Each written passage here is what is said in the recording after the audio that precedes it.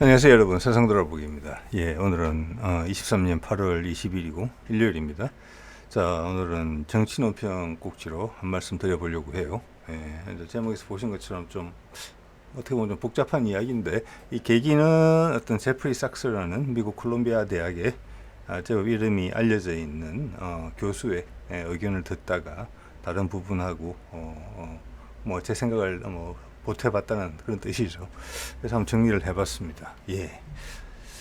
지금 상당히 중요한 여름이 지나가고 있죠. 여러 가지 자연재해도 많고 여러 가지 불길한 느낌이 드는 것은 사실이에요.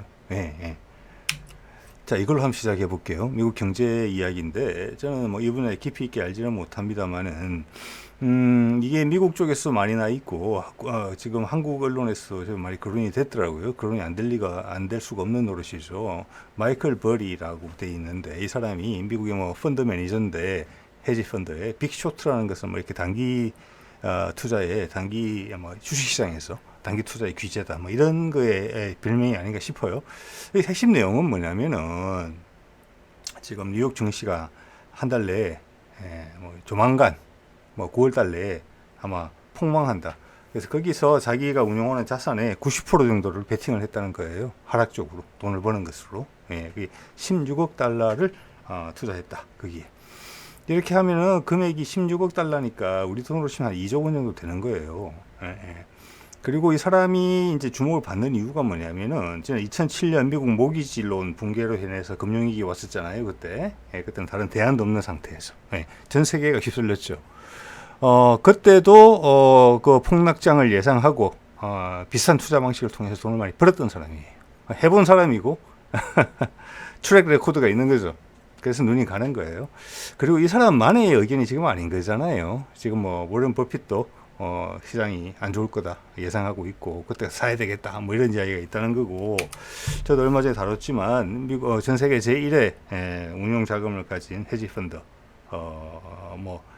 브릿지워터의 레이 달리오 총수 전체 매니저도 이야기를 했죠. 세계 질서의 리셋이 임박했다. 곧 온다. 이와 유사한 이야기 쉽게 찾아져요. 그래서 이거는 이런 거대한 일이 생길지 안 생길지는 가봐야 알아요. 그렇지만 그런 분위기는 농후하다. 즉 언제 발생하더라도 내일 발생하고 일주일 뒤에 발생하더라도 하나도 이상할 건 없다. 그만큼 어렵다. 이 정도 일반화는 가능한 것 같아요.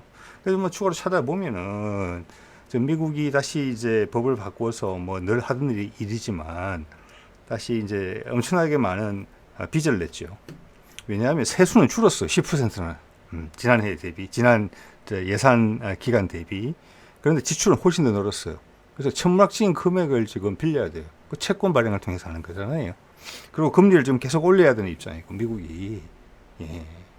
자, 그런 이제 악조건이기 때문에 이자가 많이 오르고 있어요. 그래서 미국 채권에 대한 이제 매력도가 떨어지고, 또 미국의 영향력 자체가 줄어들어요. 그래서 채권 등급을 하락시켰어요. 그러면은 돈 빌리는데 돈이 더 많이 들어요. 또 이자율이 올라갔으니까 이자를 갚는데도 1년에 우리 돈으로 한 1천조 원 정도 지금 쓰고 있죠. 미국 예산에서. 미국 전체 예산의 9% 10% 정도 돼요. 그리고 중소은행이 신용등급을 하향했다. 그리고 미국 채권 등급이 트리플 A였는데 AA 플러스 정도로 줄어들었다는 거고, 정상 회복되기에는 글쎄 한참 있어봐야 될 것 같은데, 이런 분위기예요. 자, 미국 채권이 이 정도니까 우리말로 하면 회사채 같은 거 좀 더 등급이 낮은 여러 가지 빚이 있을 거잖아요. 미국 사회 전체가 빚이니까 그런 것들에서부터 약자부터 이제 못 이기고 무너진다는 거예요. 그러면 은행들이 중소은행이 나가 떨어진다. 이런 이야기예요. 이 스토리 라인을 굳이 만들어 보자면은, 그러면 이제 큰 은행도 위험해진다. 그러면 금융위기잖아요. 지난번과 똑같잖아요. 그보다 더 커요. 지금 구조적인 것이. 그때는 미국이 틀어막을 수 있는 여력이 있었어요. 그래도 돈을 더 빌릴 수 있는 여력이 있었어요. 세상에서 미국도 왜 그래? 너 때문에 우리 죽을 뻔했잖아. 제대로 해. 이렇게 말 아무도 못했지요. 근데 지금은 그런 말을 한다는 거예요. 대안이 있으니까. 그래서 위험하다. 이런 거가 확인이 되고, 또 하나는 이제 화요일 날 남아프리카 공항에서 지금 이제 브릭스 미팅을 하는데, 여기에 동참하겠다는 나라들이 지금 늘고 있다는 거예요. 특히 미국하고 사이가 안 좋은, 거꾸로 이야기하면 미국이 사이 좋은 나라 빼고 이렇게 말하는 게 더 맞을지도 몰라요. 중간 지대에 있던 나라들이 여기에 많은 기대감을 가지고 있어요. 왜 달러가 불안한 건 다 알잖아요. 우리 일반인도 아는데 각국의 정상들이 모르겠습니까? 그리고 불과 10년 안팎 전에 미국에서 자기들의 관리 잘못으로 인해서 생긴 금융위기로 달러가 기축통화라는 이유로 전 세계 경제가 출렁했잖아요. 아주 힘들었던 나라도 있어요. 우리도 IMF도 기억나시죠? 2007년부터 한 10년 사이도 쉽지 않았습니다. 그죠? 예. 자, 그러니 브릭스가 제시하는 어떤 새로운 통화에 관심을 가지는 거죠. 내정 간섭도 안 한다고 하니까. 그래서 40여 개국 이상이 지금 나도 올라타려고 관심을 가지고 있다. 이것이 미국의 위기를 더욱 악화시키죠, 사실은. 예. 달러의 쓸 자리가 자꾸 줄어들고, 이제 석유 같은 중요 물자에서, 비달러 거래가 자꾸 증가하는 추세에 있는 거예요. 예. 이제 달러 없어도 좀 살만할 수 있을 것 같은데, 이런 이야기가 나오는 거예요. 예. 자, 미국의 위기는 커지는 거죠, 또. 예. 돈들이 움직이는 거고. 자, 그때 금융위기 났을 때 2007년부터 한 2010년 사이에 빚을 엄청나게 많이 냈어요. 그때부터 미국 빚이 폭발적으로 늘기 시작했어요. 예. 구조적 문제를 빚으로 해결한 거예요, 빚으로. 저 빚은 다 누구냐? 전 세계에서 이렇게 빌려준 거예요. 전 세계 지금 미국이 가진 빚이, 이게 금액이 너무 커서 계산하기도 어려운데, 저게 8T, 그러니까 8트릴리언 달러라고 그러면 1빌리언 달러가 우리 돈으로 1조 3천억이거든요. 현재 환율로. 그럼 거기 곱하기 1000이니까 1300이니까 거의 1경원이에요. 1경원. 1경원에 미국이 빚을 지고 있어요. 왜? 근데 빚을 당연시 하잖아요. 여기서 지금 점프를 한 번 더 해야 될 판이에요. 급경사를. 근데 세상에 못 참는다. 이렇게 이야기가 나오는 거예요. 아무리 미국이지만 너무 많이 갔다. 이런 게 있다는 거고. 이때 중국이 이제 많이 샀죠. 사가지고 1.3T까지 가지고 있었어요. 그러니까 전 세계 미국 빚의 지금 기준으로 보더라도 상당히 많은 부분, 6분의 1, 7분의 1 정도로 가지고 있었어요. 예. 근데 지금은 이제 그걸 많이 줄였죠. 2위로 내려앉았죠. 일본 다음으로. 그리고 많은 나라들이 팔고 있죠, 지금.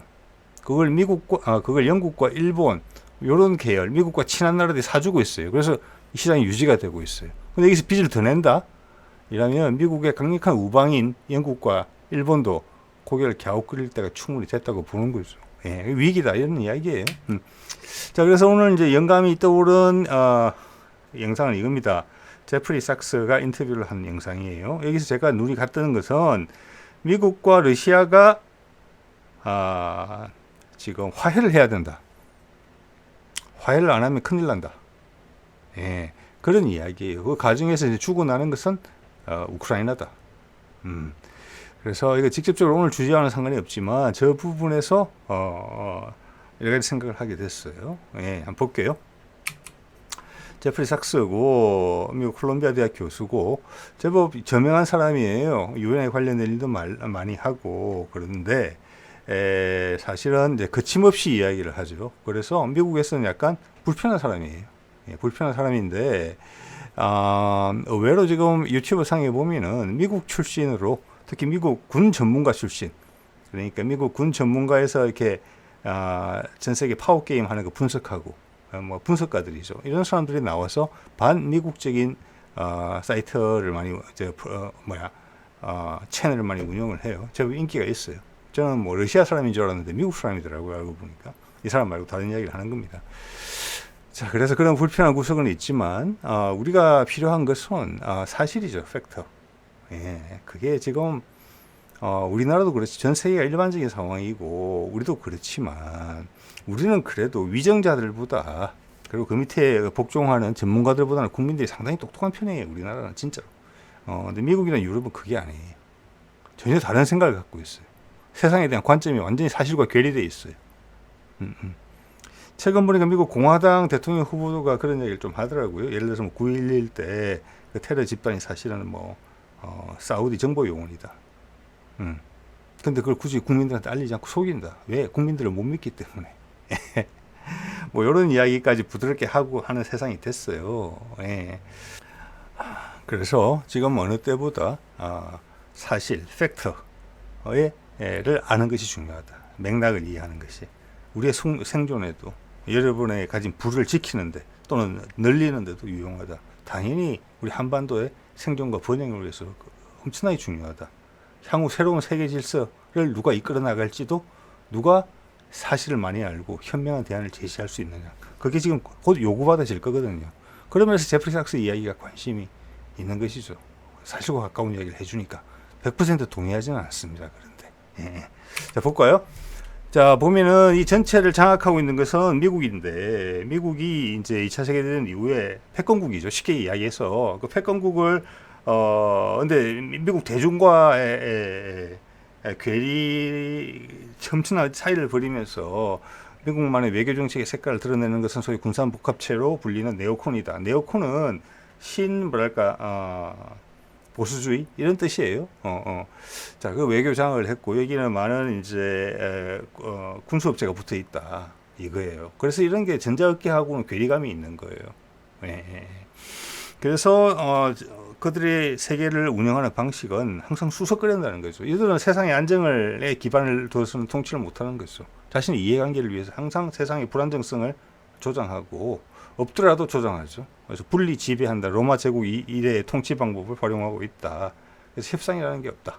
이런 게 있고 뭐 그런 걸로 인해서 망가진 나라들 쭉 몇 개 언급을 해보면 시리아, 베네수엘라, 아프간, 우크라이나 수십 년간 고통을 주죠. 그래서 이렇게 이야기를 하는 거예요. 지금 비록 우크라이나 전후에 복구 이야기가 나오지만 그거는 이라크도 그랬고 전후 복구 사업 다 했어요. 그렇지만 그 나라가 온전히 졌습니까? 원래대로 돌아갔습니까? 안 그렇죠. 우크라이나만 죽어난다는 거예요, 지금. 그리고 재미있는 정보를 하나 제시하는데 거기 이제 소스, 거기 출처까지 이야기했었으면 좋았을 텐데 그의 군인을 믿고 하나 인용을 해봅니다. 정확한 자료를 찾지는 못했지만 자 이거는 논문으로 나온 것 같아요. 말을 봤을 때 1947년에서 1989년 사이 쫓기는 냉전 기간이죠. 90년에 이제 구소련이 붕괴되니까 그 기간 동안에 미국 정보부에서라고 봐져요. 전 세계 정권을 전복시키기 위해서 펼친 작전이 70건 정도가 된다는 거예요. 그 중에서 6건은 전쟁이에요. 바로 전쟁을 통해서 반군을 지원해서 바로 전복시키는 거죠. 쿠데타를 바로 일으키는 거고 74건 정도는 비밀. 이것도 결과적으로는 쿠데타나 암살이나 이런 걸로 이어지는 건데 미국에 관여된 것이 겉으로는 안 보이는 이런 거가 70건인데 89년 이후에 줄었느냐? 미국이 패권국의 자리를 확실히 함으로써 구소련이 붕괴됨으로써 더 늘었다는 거예요. 예, 더 늘었다. 저는 저 중에서 우리나라에 관련된 것도 있다고 봤어요. 우리도 핵심적인 부분에서 미국의 입김이 느껴지잖아요. 이승만이 그러니까 김구가 암살되고 이승만이 자리에 오르는 거 미국의 영향이 있겠습니까, 없겠습니까? 예, 한번 생각해 보세요. 자, 그다음 이승만이 쫓겨갈 때 미국의 영향이 있었느냐 없었느냐? 그건 절대 안 가려고 그랬어요. 그다음 박정희가 그의 부하의 총에 맞아 죽었을 때 있었느냐 없었느냐 이런 게 있었죠. 예. 그리고 다시 이제 전두환 세력이 쿠데타로 올라왔을 때 그때 이제 거기에 저항했던 시민 세력들은 미국은 정의의 편에 설 줄 알았고 미국에 큰 기대를 했었죠. 그런데 미국은 그 정권을 추인을 해줬잖아요. 그런 것부터 해가지고 최근에는 박근혜 정부가 탄핵을 당할 때 미국은 가만히 있었겠느냐. 미국에 되게 미국 싫어하는 짓을 많이 했는데 그런 부분이 있죠. 쿠데타 세력 미국으로 도망갔다가 돌아왔잖아요. 왜 미국으로 도망갔을까? 왜 문재인 정부는 조현진을 쫓다가 포기했을까? 이런 것들이죠. 예, 이 흔적은 여기저기 많이 있을 거라고 봅니다. 우리 것도 여기 포함되어 있을 거라고 봐요. 그래서 그때 이제 위키릭스 같은 데서 나온 거 보면은 그때 이명박도 대통령이 되자마자 미국 그 대사관 보고서에서 그런 게 있었죠. 나는 믿어도 된다. 예, 미국하고 친한 사람이다. 이렇게 이야기했다는 거 아니에요. 예. 자, 그런 거고, 최근에 예를 보면은, 독일이면은 전 세계 지금 한 3, 4, 5위권 내내 드는 경제 강국이죠. 강국이고, 그런데 유럽에서 주도적인 영향력을 행사하는 국가죠. 통일도 하고, 그래서 거기가 어떤 생명줄인, 그 유럽 전체의 생명줄인, 연료 공급줄인, 그 가스관, 그 10년인가? 하여튼 뭐 엄청난 자금을 들여서 갓 완공한 지 얼마 되지도 않은 거를 미국이 끊어버렸잖아요. 그렇게까지 할 수 있어요. 네, 모든 게 다 가능한 겁니다. 그런 사람들이 중국이 부상하네? 협상할까? 해야지. 이렇게 바로 안 된다는 거예요. 근데 그것은 옛날에도 큰 세력들은 다 그랬어요. 예, 결국 가면 오만해지거든요. 그럼 전쟁으로 귀결되는 거예요. 이번엔 달라질 것인가 같을 것인가. 지금 우크라이나전이 벌어져서 오히려 미국이 중국과의 뭐랄까 맞짱은 좀 피할 가능성이 높아졌다 이렇게 봐줘요. 현실을 알게 되는 부분이 좀 많이 있거든요. 그리고 많은 지금 오늘 뭐 제프리 삭스처럼 많은 의견들이 지금 나오고 있잖아요. 그게 또 미국의 힘이죠. 이게 미국을 살릴지도 모르겠어요. 예. 근데 미국의 지도부는 그들이 외교 정책을 주도하는 자들은 그들의 사전에 지난 한 3세대 정도가 한 7, 80년 동안 협상은 없었어요. 말 안 들으면 비틀었거든요. 또 러시아도 말 안 들으니까 비틀잖아요. 자기 국내 이익을 위해서 과감히 활용했잖아요. 그 과정에서 뭐 러시아군을 말할 것도 없고 뭐 우크라이나군의 피해가 얼마나 나는지는 신경도 안 쓴다는 거예요. 그 나라가 풍지박산대로 놔두는 거예요. 그런 겁니다. 예. 자, 이런 게 있었는데 되겠느냐. 여기서 제가 봐서는 러시아하고의 화해가 미국한테는 지금 미국의 생명줄이다. 그래서 제목에 이렇게 적은 거예요. 제프리 삭스 이야기를 부분 들으면서 그런 생각이 더 강고해지는 거예요. 네. 자, 보면은 이제 협상 과정이 좀 나와요. 2014년부터 이제 미국이 관여해서 우크라이나에 쿠데타를 일으켰잖아요. 그래서 제대로 뽑힌 이제 민주주의 절차로 뽑힌 대통령을 몰아내고 이제 친미적인 정부가 들어섰고 그때부터 이제 우크라이나를 미국화하게 되는 거죠. 그래서 나토의 확장. 푸틴은 계속 경고를 했고 마지막까지 전쟁이 나기 한 2, 3개월 전까지 푸틴이 미국과 안보 협상안을 2021년 12월 17일 날 제안했다고 해요. 거부했죠. 그래서 그게 러시아의 우크라이나 침공이 이어졌다. 이게 제프리 삭스가 밝힌 내용입니다. 예. 그래서 이게 지금 제가 봐서는 미국이 지금 안 해본 일을 해야 되는 거예요. 7, 80년 동안. 미국은 항상 절대 강국이었죠. 예. 지더라도 뭐 미안하다 내가 졌다 이런 이야기 안 하잖아요. 베트남 같은 데서도 보면은. 예. 하지만 지금은 다르다. 그때하고 비교해서 받는 위기감이 총체적으로 그렇다. 강력한 경쟁자, 내부 붕괴, 노쇠함 이런 게 있거든요. 예. 그래서 우크라이나는 어떻게 끝날 가능성이 가장 높으냐. 당연히 지금 전세는 밀리죠. 그래서 점령 지역은 러시아에 편입이 되고 우크라이나는 중립 지역화된다. 못 간다. 나토에. 그리고 이 부분에 대해서 작년에 전세가 되게 안 좋았을 때 젤렌스키가 이 말을 꺼낸 적이 있었다고 해요. 저는 처음 들은 이야기입니다. 그래서 미국이 입 닫아. 계속 전쟁이야. 이렇게 됐다는 부분이 있어요, 지금. 예. 자, 아까 노드스트림 폭파건은 말씀드렸고, 자, 미국이 어느 정도까지 할 수 있는지. 예. 전 세계 지도자들의 목숨을 노릴 수도 있어요. 정말로요. 그런데 이런 수술풀은 미국인데, 이게 지난 2, 3년간에 걸쳐서 급격하게 무너지는 거예요, 지금. 예. 서서히 무너지면은 그건 행복한 거고, 세상의 중심이 바뀔 때는 항상 끝까지 본인의 어떤 패권의 힘으로 견디다가 어느 한순간에 확 주저앉잖아요. 가까운 예로는 구소련이 망가질 때도 그랬어요. 우리가 뭐 그 신호를 10년을 알았습니까? 20년을 알았습니까? 비등 하다가 발 한번 잘못 디디면은 넘어지면서 무릎 부러져, 골반뼈 부러져. 그래서 가는 거예요. 보통 그렇게 무너지거든요. 큰 제국이 와르르 무너진다 그러죠. 근데 사실 내부적으로 계속 축적되거나 있었죠. 그래서 어떤지는 몰라요. 근데 지금 2, 3년간에 지금 벌어지는 일은 약간 와르르에 가까워요. 예. 자, 우크라이나전이 길어지니까 거기 연대가 벌써 금이 가는 부분이 생기거든요. 예. 중간 지역에 있던 나라들이 탈출을 해요, 지금. 그 좋은 예가 이거예요. 월스트리트 저널에 8월 15일 얼마 전에 이제 보도가 된 건데 옛날부터 하고 싶어 했죠, 헝가리가. 근데 결국은 계속 밀어붙여서 해냈어요. 예. 러시아로부터 원전을 도입하는 거예요. 예. 몇 년 전에 이제 이집트가 이렇게 했죠. 그리고 돈도 러시아가 돈을 빌려줬어요. 지금도 좀 약간 그런 것 같아요. 그래서 재미있는 거는 그 기술적인 부분 여러 가지를 유럽에 있는 나라들한테 줬어요. 독일, 프랑스. 그곳은 요 계약을 하는 과정에서 EU에서 관여해서 제어할 수 있는 부분이 있었던 것 같아요. 무마시키기 위해서 좀 그렇게 했던 것 같고, 그때 이집트하고 할 때도 러시아가 돈을 빌려줘서 했는데 러시아 기술로 개발하고 저기 건설하고 우리한테 전체 한 10%에서 20% 되는 정도 되는 계약을 우리한테 줬었죠. 그때 러시아가. 예, 우리한테 공 많이 들입니다. 한반도에 푸틴이. 예.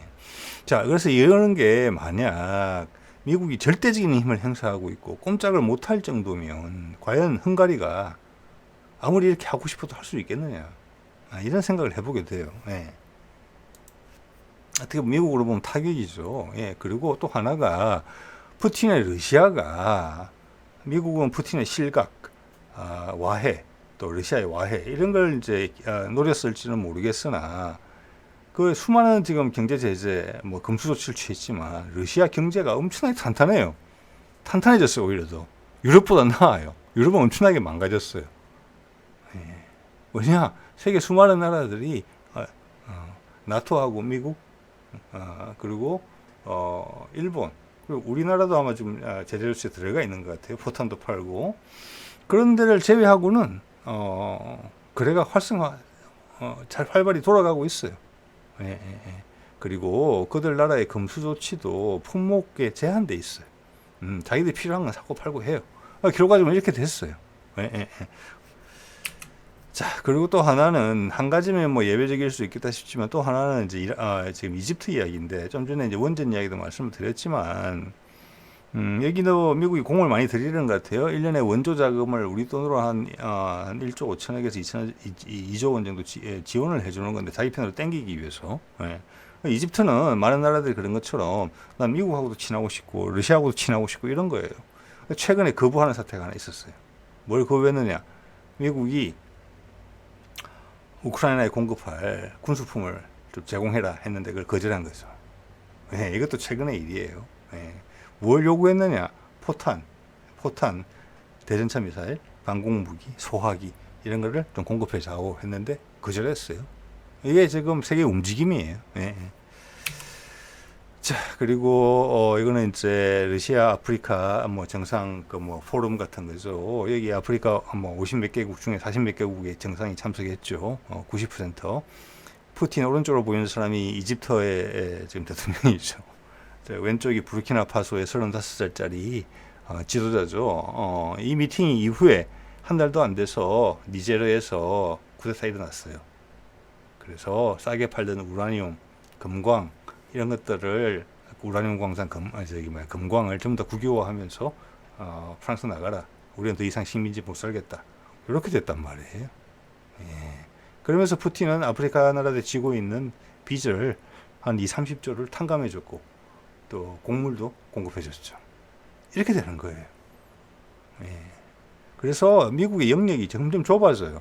그래서 제가 감히 추측한 데는 니제르에다가 그 주변의 아프리카 연합국들이 어떻게 보면 다 프랑스나 미국의 영향을 받고 있는 나라들이거든요. 지금 프랑스는 그들 나라들 보고 니제르를 공격하라고 계속 바람을 잡고 있어요. 근데 좀 어려울 가능성이 높아 보입니다. 그렇게 되면 그들이 밀려날 수밖에 없어요. 예. 그러면 전 세계에 우라늄 값이 좀 오르겠다. 이런 이야기도 나오더라고요. 금값도 좀 오르겠다. 예, 더. 자, 이런 상황인데 여기서도 미국의 영향력이 대륙이 통째로 떨어져 나갈 수 있다. 여기서는 크게 한판 졌다. 미국이. 예. 푸틴은 이런 여유가 있었다. 거기다가 브릭스 미팅까지 한다. 푸틴은 환영이다. 좋은 아이디어다. 예. 인도도 괜찮은 생각인데 거기에 다 뭐 중국에 충성하는 나라들이 모여있다 이런 게 아니에요. 여러 가지 압박과 이 길로 갈 걸 저 길로 갈 걸 뭐 여러 가지 이해 관계에 합의에 모여진 결과물이거든요. 예, 뭐 혈맹 이런 거하고는 달라요. 옛날 방식이 아니에요. 서로 내정 간섭을 안 하게 돼 있어요. 순수한 경제 연합체예요. 거기서 금 기반 화폐를 만들겠다고 하죠. 다들 좋은 아이디어라고 그러죠. 그 나라들이 그것만 쓰고 그러면 달러를 안 쓰겠느냐? 그건 아니죠. 위험을 분산시킬 따름이에요. 그러다가 미국이 진짜 뭔가 달러가 무너지면은 미국 경제 위기가 오면은 이쪽이 확 불꽃이 붙을 수도 있겠죠. 그렇지만 미국이 정당한 제안을 해서 다른 이해관계를 맞춰주면은 그 중에서 한둘이 이탈할 수도 있는 것이 또 이들 모임이에요. 예. 그래서 미국이 다원화가 된다는 것을 인정만 해줘도, 그리고 본인들이 내가 이제 두목이 더 이상 될 수 없겠구나, 그리고 우리가 뭔가를 상당히 많이 감수해야 되겠구나, 이것만 이해를 동의를 해줘도 되는데, 이놈의 나라가, 미국이라는 나라가 지난 7, 80년간은 그 체제에 익숙해져 있거든요. 그리고 최근 20, 30년간은 그 비제. 예, 그래서 패권적인 지위를 잃으면 확 무너질 수가 있어요. 그게 전 제프리 삭스의 의견과는 달리 생각합니다. 지금 미국 보고 외교적으로 해결해라? 미국 지금 하고 싶어도 못해요. 나락으로 떨어지기 때문에. 나락으로. 네. 나 몰라, 잘가, 안녕, 이렇게 하면 끝이라는 거예요. 그렇지만 지금처럼 버틸 수 있느냐? 그것도 나락이에요. 미국이 지금 갈 데가 없는 거죠, 사실은. 그래서 거기서 푸틴이 수를 좀 썼다고 생각을 해요. 마지막 남은 거는 저쪽이에요, 북한하고. 그래서 달러의 영향력을 올리면서 경제를 활성화시켜야 돼요. 그래서 비핵화나 이런 걸 통해서 사람들의 마음을 다 잡아야 돼요. 푸틴이 아프리카에 한 것처럼. 그래야지만 미국이 급전 직하를 막으면서 중국을 견제할 수 있는 방안이에요. 그건 뭐 제가 드려오던 말씀인데, 오늘 이 제프리 삭스 이야기를 들으면서 조금 더 그런 생각이 더 짙어졌다.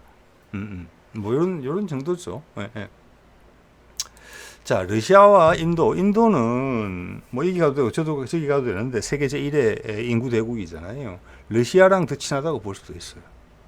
우크라이나 전을 설명하는 그들의 입장을 보면 잘 느껴져요. 여기는 이해관계가 맞기 때문에 브릭스는 가는 거예요. 러시아가 여기서 발을 뺀다, 인도도 같이 발을 뺄 수 있어요. 그래서 러시아가 그만큼 중요해요, 미국한테는.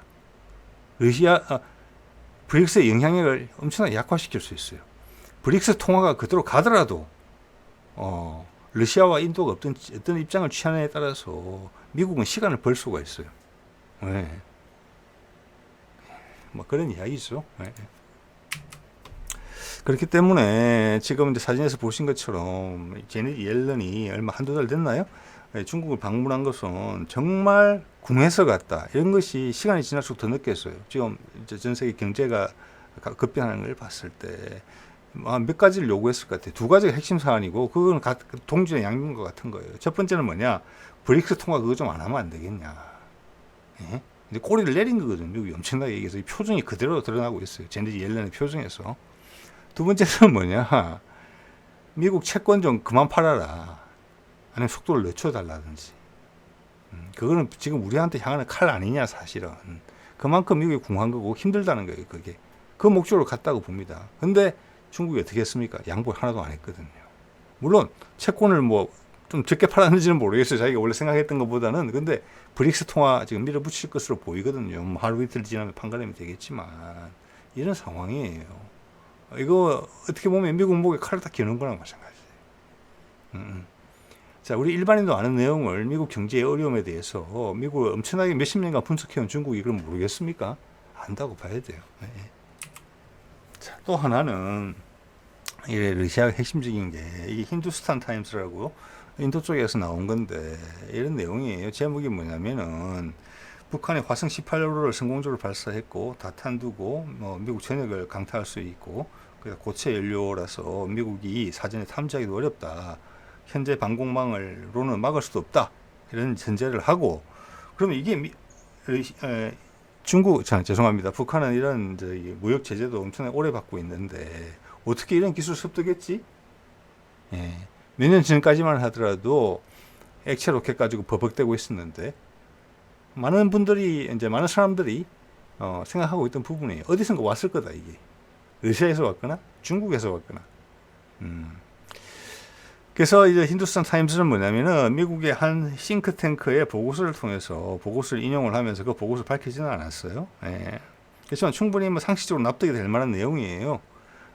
이 화성 18호가 러시아의 토플하고 상당히 닮았다, 러시아에서 기술이 넘어온 것으로 판단된다, 이런 이야기를 했어요. 대신 러시아 토플보다 좀 길어요, 제가 보기에는. 왜냐, 러시아에서 미국을 향해서 발사할 때보다 북한에서 미국을 향해서 발사할 때 사거리가 더 나와줘야 돼요. 그래야 더 멀어요. 그래서 연료가 더 많이 들어가야 돼서 그런 것 같다, 저는 그렇게 이제 개인적으로 판단을 하고 있어요. 자, 이게 의미하는 바가 뭐냐, 푸틴은 정치를 하고 있다, 푸틴 나름의 전 세계. 예. 그래서 이것은 북한과 러시아의 이해관계에 직결되어 있기 때문에 북한을 지원하는 거예요.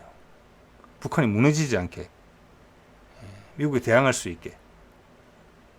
그래서 북한이 미국의 종전선언 카드를 써먹을 수 있게. 미국도 지금 어찌됐든지 간에 남한의 핵무장을 저지시키고 있잖아요. 윤석열 정부 들어와서 강하게 밀어붙인. 그래서 그것은 남아있어요. 그래서 지금 러시아랑 화해를 우크라이나에서 한다는 것은 북한이 중국의 영향이 아니라 러시아의 영향권 내이기 때문에 이것까지 같이 해소가 될 큰 빅딜이 가능하다는 거예요. 그래서 제가 이제 몽골 이야기를 계속 말씀드리잖아요. 네. 그러면 유럽 대륙의 경제도 활성화시킬 수 있어요. 유라시아 대륙권이 활성화되면서 몽골. 그래서 몽골에 공을 들인다. 그래서 우크라이나전을 어떻게 마치느냐가 상당히 중요하다. 북한과 러시아는 코디감이 돼 있다. 이렇게 볼 수 있어요. 그리고 전쟁 없이 그러면 중국을 어느 정도 누를 수 있고 미국은 시간을 벌 수 있다. 그 과정에서 러시아 동부 지역을 활성화시키는 가장 큰 방법은 제가 봐서는 수소경제를 앞당기는 것이다. 거기에 있는 지열하고 천연가스를 활용하면 수소경제를 앞당길 수 있게 수소값을 떨어뜨릴 수가 있다. 러시아 좋다. 그리고 모든 것이 새로 바뀌어야 되기 때문에 새로운 투자가 발생해야 된다.